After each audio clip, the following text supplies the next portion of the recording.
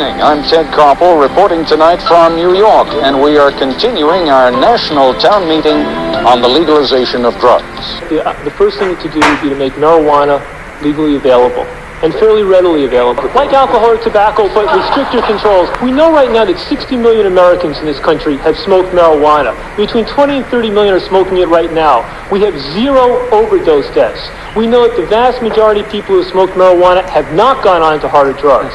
Last week, the administrative judge of the DEA suit, which asked whether or not marijuana should be made legally available for medical purposes to deal with chemotherapy. The DEA judge said that compared in toxicity to aspirin, marijuana is overwhelmingly safer. He said that marijuana is perhaps one of the most safest psychoactive substances ever known to man. Now, that's very simply. When Mayor Koch talks about throwing users into jail, when Mayor Koch says that 60 million Americans that have to be addressed now are cocaine and heroin and crack. And when we've addressed those, even though most of us believe that marijuana ought to not be legalized, that's the last one on the list. The exact quote from the federal judge was, "The safest therapeutically active substance known to mankind." That means safer than caffeine, safer than aspirin.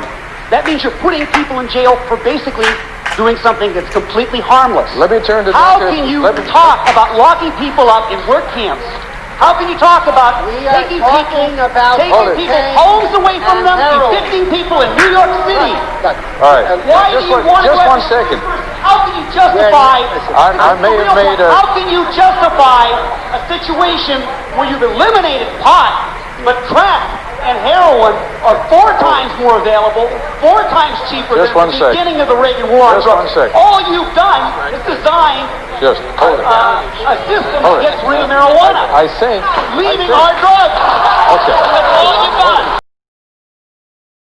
Stepping before the boys and girls of Boys and Girls High in Bedford-Stuyvesant, saying he was encouraged by the support of youth, and he said it cut his age down by 25 years as he stood there looking out at the exuberant crowd.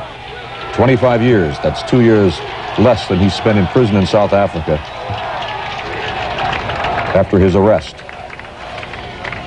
for operating with the military wing of the African National Congress.